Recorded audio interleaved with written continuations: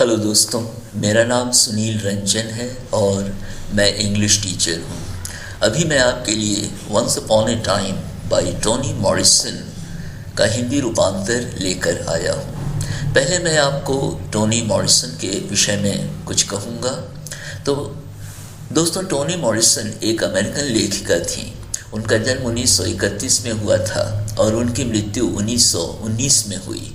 वे 8वीं महिला और पहली अश्वेत महिला थीं जिन्हें 1993 में साहित्य का नोबेल पुरस्कार मिला था। उन्हें उनके उपन्यास के लिए भी पुलित्जर प्राइज मिला था। उनका भाषण वंस अपॉन ए टाइम बहुत अच्छी तरह दर्शाता है कि कैसे भाषा का सही प्रयोग दुनिया में बड़ा परिवर्तन और बड़ी क्रांति ला सकता है। अपने इस भाषण से वे कहना चाहती हैं कि भाषा को सजीव और जीवंत होना चाहिए। कही जाने वाली बात को सिर्फ मनोरंजक ही नहीं बल्कि ज्ञान अर्जित करने का भी एक सशक्त माध्यम होना चाहिए। किसी कहानी के माध्यम से किसी विषय को अत्यंत सरल तरीके से भाषा के माध्यम से व्यक्त किया जा सकता है। टोनी मॉरिसन का यह भाषण इसका एक सुंदर उदाहरण है। अब दोस्तों, मैं हिंदी रूपांतर जो चैप्टर का है वह प्रारंभ करता हूँ। एक बार की बात है, एक बूढ़ी महिला थी। वह अंधी थी लेकिन बुद्धिमान थी। या क्या वह एक बूढ़ा पुरुष था? शायद एक गुरु। ओरिग्रियोट का बेचैन बच्चों को शांत करना। मैंने यह कहानी सुनी है या बिल्कुल इसी तरह की दूसरी विभिन्न संस्कृतियों की कहानियों में भी मैंने यह पाया है। एक बार की बात है, एक बूढ़ी महिला थी। वह अंधी थी लेकिन बुद्धिमान थी। जिस प्रारूप को मैं जानती हूँ, एक महिला अश्वेत अमेरिकन गुलामों की बेटी है और शहर के बाहर अकेले एक छोटे से मकान में रहती है। उसकी बुद्धिमानी की प्रसिद्धि का कोई जोड़ा नहीं है और उस पर सवाल नहीं उठाया जा सकता है। अपने लोगों के बीच वह कानून और उसका उल्लंघन भी है। जो सम्मान उसे दिया जाता है और जितना डर से उसे देखा जाता है, उसके कारण उसे उसके पड़ोस में ही नहीं बल्कि दूर दूर तक जाना जाता है। उस शहर तक भी जहाँ गांव के ज्योतिषी की बुद्धिमानी भी मनोरंजन का कारण होती है। एक दिन उस महिला के यहाँ कुछ युवक आते हैं जिन्हें देखकर लगता है कि वे उसे गलत सिद्ध करने पर अड़े हुए हैं और उन्हें लगता है कि वह धोखेबाज है। उनकी योजना सरल है। वे उसके घर में घुसते हैं और उससे एक सवाल पूछते हैं जिसका जवाब उनकी अपेक्षाओं से बिल्कुल अलग है, जिससे वे उसके अंधेपन के कारण उसकी बड़ी अयोग्यता मानते हैं। वे उसके सामने खड़े हो जाते हैं और उनमें से एक कहता है, बूढ़ी महिला, मैंने अपने हाथ में एक पक्षी को पकड़ा हुआ है। मुझे बताओ कि वह जीवित है या मृत। वह जवाब नहीं देती और सवाल को फिर दोहराया जाता है, जिस पक्षी को मैंने पकड़ा हुआ है वह मृत है या जीवित। फिर भी वह जवाब नहीं देती है। वह अंधी है और उन्हें नहीं देख सकती है। फिर उसे कैसे मालूम हो कि उनके हाथों में क्या है? वह उनके रंग, लिंग और घर नहीं जानती है। वह सिर्फ उनके इरादे को जानती है। बूढ़ी महिला की चुप्पी इतनी लंबी हो जाती है कि युवकों के लिए अपनी हंसी रोक पाना मुश्किल हो जाता है।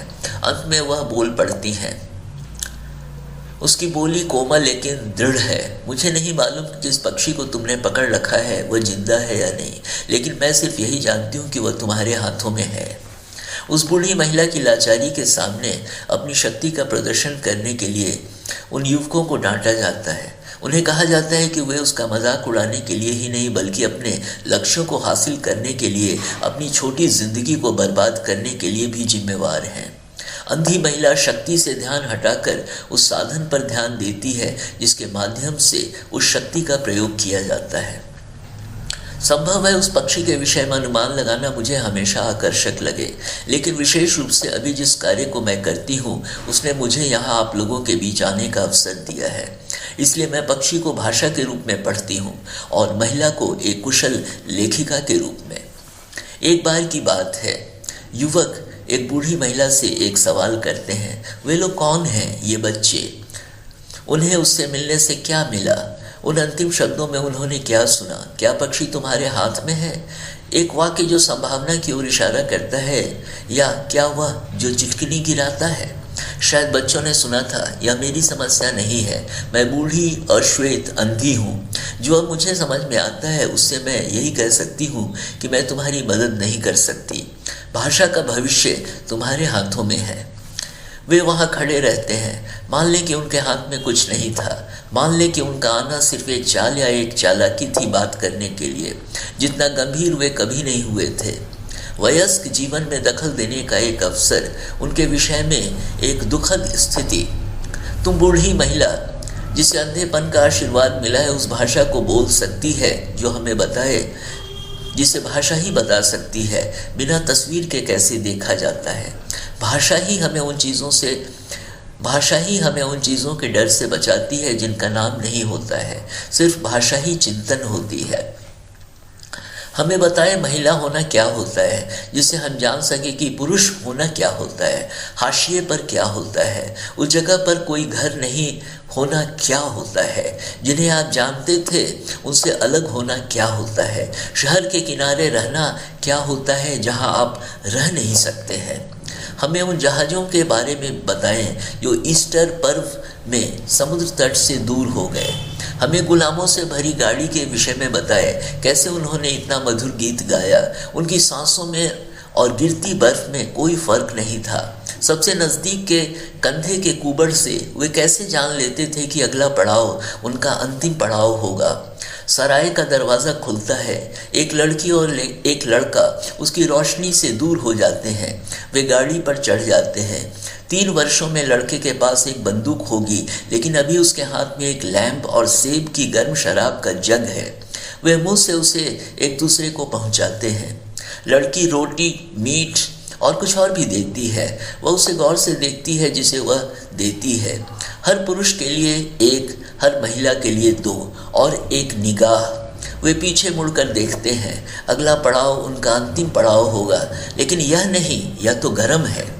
फिर शांति हो जाती है जब बच्चे बोलना बंद कर देते हैं, जब महिला शांति को भंग कर बोल पड़ती है। खैर, मुझे अब तुम पर विश्वास है कि वह पक्षी तुम्हारे हाथों में नहीं है, क्योंकि तुमने उसे सचमुच पकड़ा है। देखो कितना प्यारा है वह। यह काम हमने साथ किया है। तो दोस्तों, यहाँ पर यह वीडियो समाप्त होता है। यह थोड़ी कठिन कहानी है, लेकिन आप इसे बार बार सुनेंगे, समझने की कोशिश करेंगे तो आपको यह समझ में आएगी, क्योंकि इस कहानी में गहराई है, क्योंकि यह भाषण का एक अंश है जो टोनी मॉरिसन ने अपने नोबेल प्राइज़ मिलते समय दिया था। दोस्तों, यदि आपने मेरे चैनल को सब्सक्राइब किया है तो थैंक यू। यदि आपने नहीं किया है और यदि आप करेंगे तो मैं वादा करता हूं कि आपके लिए मैं समय समय पर अच्छे और ज्ञानवर्धक वीडियोस लेकर आता रहूँगा। Thank you.